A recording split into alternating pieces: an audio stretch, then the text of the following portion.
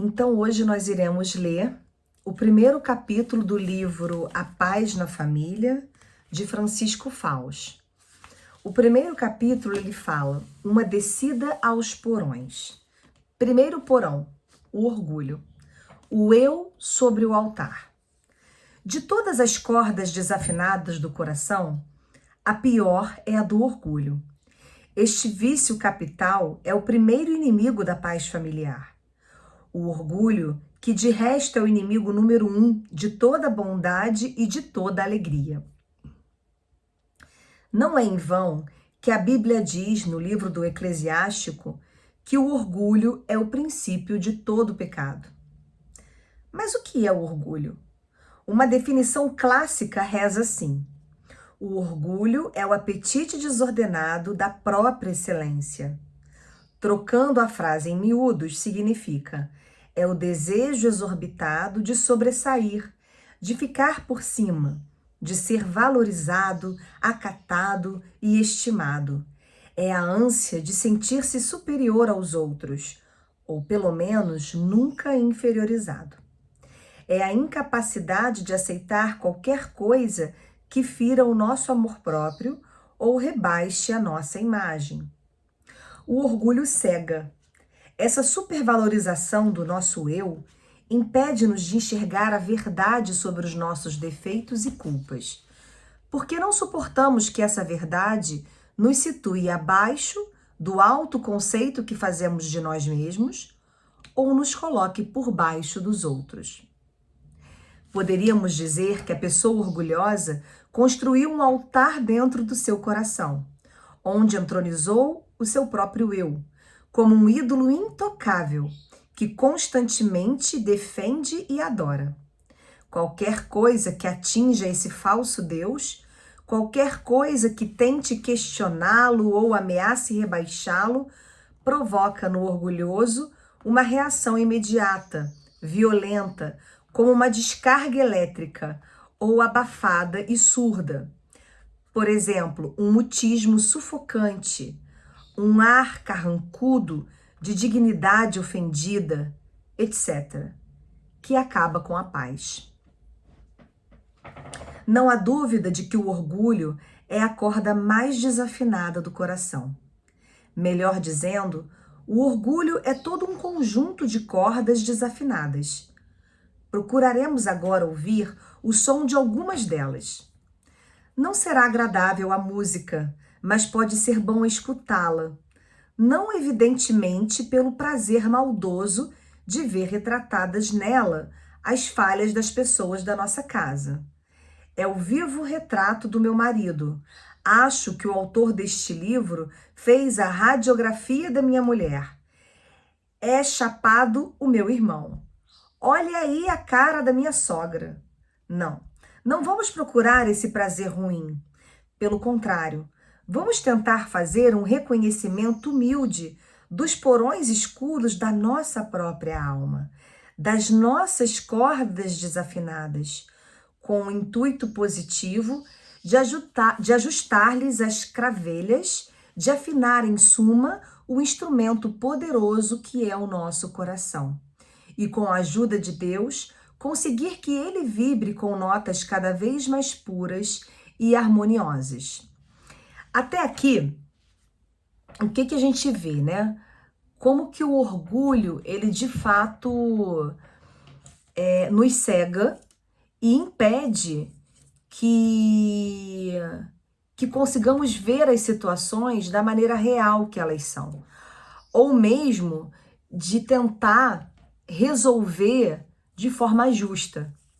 Porque a partir do momento em que, através do nosso orgulho, a gente coloca o nosso eu nesse altar e a gente não admite que o nosso eu venha a ser rebaixado a partir desse grandioso eu que eu criei dentro de mim, ou que também ele não seja rebaixado diante dos outros, né, de uma forma que eu me sinta inferior ao outro, isso me impede de analisar de forma verdadeira e justa a situação em que eu me encontro.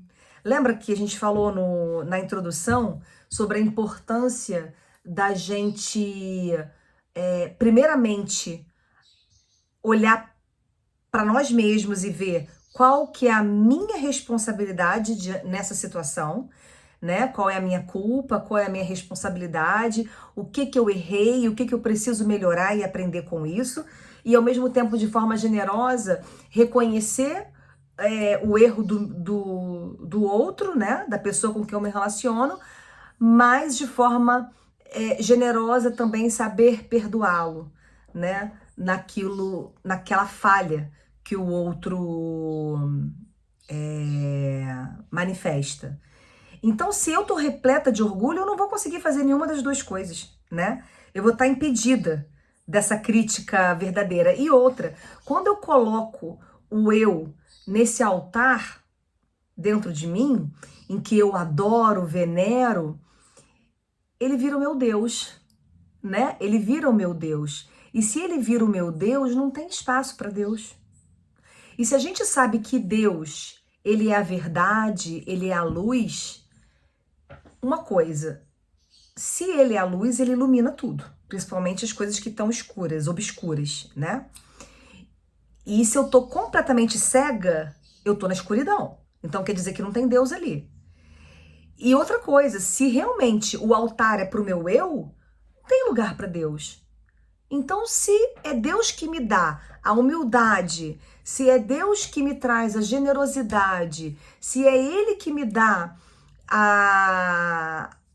as armas, as cordas, né, que são as cordas harmônicas que vão me permitir ter paz nas minhas relações e nos meus ambientes, se ele não está presente, é o caos, né? É o caos instaurado. Então, de fato, o orgulho, ele é o pior de todos os pecados e é a corda mais desafinada, é aquela que desafina tudo, né? Então, vamos continuar. Vejamos, pois, essas cordas, sem pretender falar de todas, nem colocá-las numa determinada ordem de importância. Pensemos simplesmente nos atritos familiares que nos são mais conhecidos e deixemos a reflexão correr. Facilmente salta à vista uma primeira corda bem mal ajustada: a crítica. A pessoa orgulhosa tem muito aguçado o espírito crítico, não por rigor filosófico ou científico, mas por superioridade arrogante. O orgulho só lhe deixa ver o lado ruim dos outros, que ele contempla de cima para baixo. Sabe aquele olhar assim, ó, superior assim? Com ar de desaprovação, com um desprezo prévio, preconceituoso, que é parecido com o do fariseu da parábola de Cristo. Eu não sou como os outros homens, nem como este publicano. Lucas capítulo 18, versículo 11. Como pode haver paz e harmonia num lar onde o pai ou a mãe ou o filho adolescente ou a filha universitária passam a vida criticando, reclamando, resmungando e botando defeito em todas as coisas dos outros? Para o irmão, o que a irmã disse é estúpido, e assim o proclama em voz alta. Para o pai, os ideais e sonhos do filho são tolices, que lhe lavam o cérebro e o afastam da única coisa que interessa: ganhar dinheiro. A comida, responsabilidade direta da mulher, sempre está ruim, ou é salgada demais, ou é insossa, ou é uma fábrica de colesterol, ou parece ração de granja. Uns e outros só veem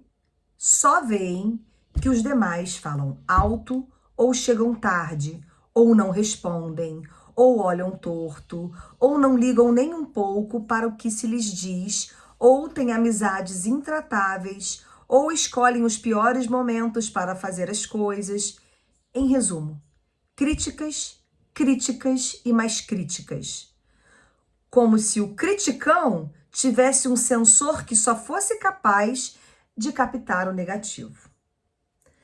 Só a título ilustrativo, vou contar uma pequena e divertida história da vida real. Um casal de velhos, ele arrastando a perna, vai fazer as compras para a geladeira e a despensa. Não no supermercado, mas na quitanda, como corresponde a um homem de outros tempos. Ela, boa pessoa, tem, no entanto, o vício de criticar. Volta ele da quitanda com um carro cheio. Lá tem de tudo e um pouquinho mais. Mas a cara metade, em vez de agradecer, só se lembra de gritar com um rangido de arranhar a alma. E o jiló? Cadê o jiló? Você esqueceu o jiló! Essa corda da crítica fica ainda mais desafinada quando se transforma por um pior desajuste na corda da ironia ou do sarcasmo. Nestes casos, o desprezo é mais ferino. Ironizar é quase sempre diminuir e humilhar o outro. Às vezes é pisar em cima dele até deixá-lo esmagado no chão. Uma ironia bem aplicada é um dos golpes mais baixos que o nosso orgulho pode desferir nos outros. Puxa, desta vez, de cada 3 palavras que você falou com os convidados, só 4 eram asneiras. Parabéns, vai melhorando, espeta o marido sarcasticamente na cara da mulher. Fulano, colega do marido, já foi promovido faz 1 ano e você ainda pastando lá embaixo. Deve ser porque o ar daquele escritório de pé rapado te faz bem. Ridiculariza a mulher, mexendo com um marido já complexado pela falta de sucesso profissional. Sabem de que sofre o neurônio da loira? Sabem de que sofre o neurônio da loira? Pergunta ironicamente o menino convencido, olhando com desprezo para a irmã. Sofre de solidão. No dia seguinte, vem com outras 2 piadas que ele acha melhores ainda.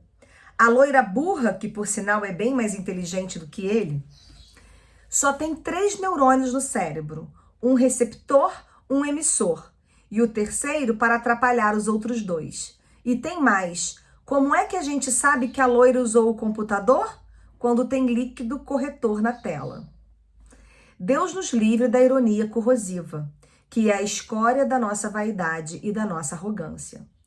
Não poucas vezes, achando-nos engraçadinhos, estamos esfaqueando os outros. Peçamos a Deus que em casa e fora de casa, saibamos praticar somente a ironia amável, simpática, aquela que não fere ninguém, mas alegra os corações e faz rir com gosto. Então, até aqui, o que a gente vê? Que o orgulho, ele traz também o sarcasmo, né? Ele traz a ironia, ele traz a crítica. Por quê? Porque o orgulho, ele se coloca acima de tudo e de todos. E para que ele se mantenha lá, ele precisa ver nos outros apenas defeito. Porque se ele começa a reconhecer qualidades, é como se ele admitisse que essa pessoa tem potencial de chegar onde eu estou. E aí eu não vou mais ser soberano no meu altar. Entende? Por isso que o orgulho é tão perigoso. O orgulho, ele o tempo inteiro distorce.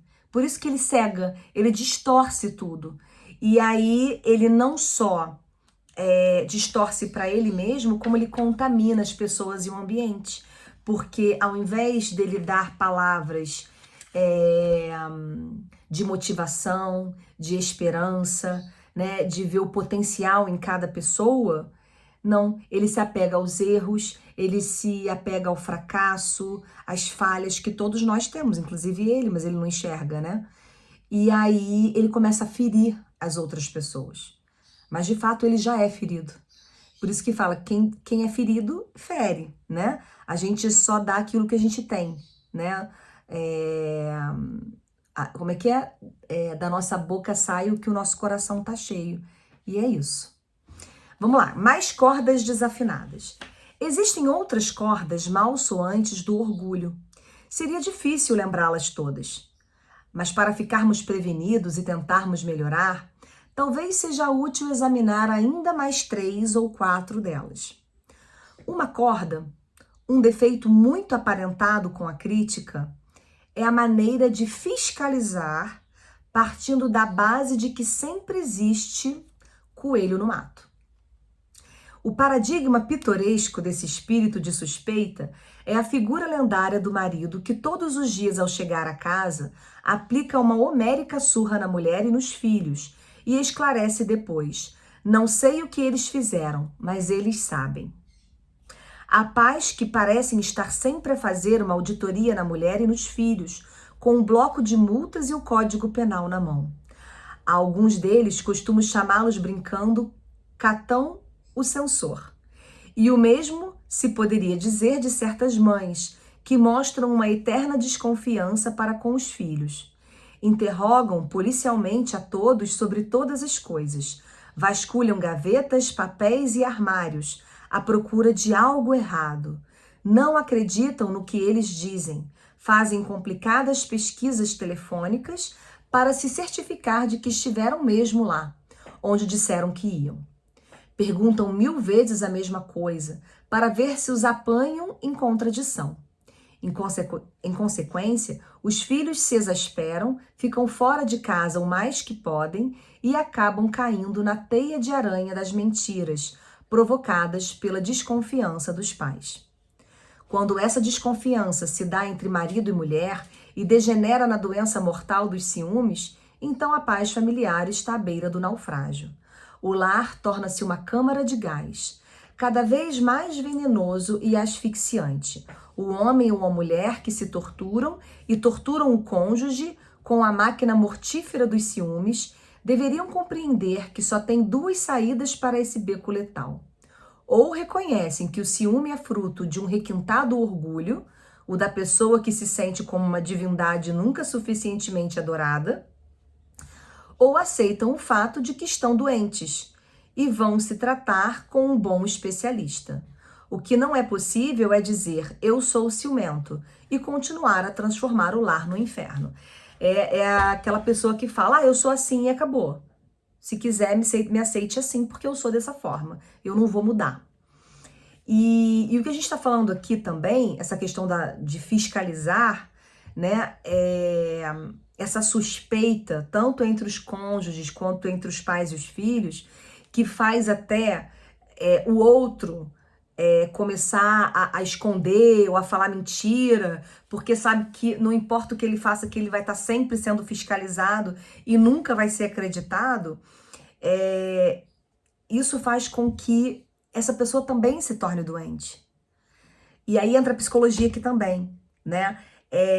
Se eu tô muito adoecida e eu me relaciono com você, provavelmente se você não estiver muito bem, mas vai ser difícil também, porque se você tá muito bem, você vai logo perceber a minha doença e você vai me sinalizar. E se eu não mudar, você vai cair fora. Agora, se você não tá suficientemente bem, você começa a adoecer sem perceber, por estar envolvido emocionalmente comigo. E aí as coisas desandam. E aí que os relacionamentos ficam tóxicos. E aí que existe a dependência e a codependência numa relação. E aí quando então, desse casal chega, ou dessa relação, chega e fala, não, eu vou pedir ajuda para um especialista. E aí ele começa a ver os problemas, ele começa a melhorar, o outro começa a ficar mais incomodado, porque isso suscita no outro também mudar, ou então saber que vai perder o codependente, a outra pessoa, ele vai ficar sozinho nesse barco, né?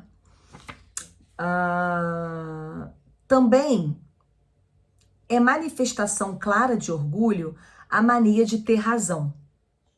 Como é desagradável conviver com uma pessoa que, por princípio, não aceita que a contradigam, ainda que o façam serenamente com bons argumentos, que não é capaz de ceder, até mesmo quando já não tem mais o que retrucar, mas sente a necessidade de dizer a última palavra, porque não quer dar o braço a torcer. Eu estou com a razão e pronto. Aquele caso que eu falei, eu sou assim e acabou. É tão bom ceder, só é preciso ter um pouco de humildade, ungida com um pouco de caridade. São José Maria Escrivá aconselhava sempre aos casais e a todas as pessoas de boa vontade a não discutir. Da discussão, escrevia, não costuma sair à luz, porque é apagada pela paixão.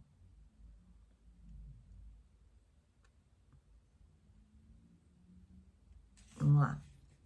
E punha um minúsculo exemplo prático, com palavras semelhantes a estas. Para que discutir com a mulher que afirma que a prima fulana tem 30 anos, teimando em dizer que já tem 32?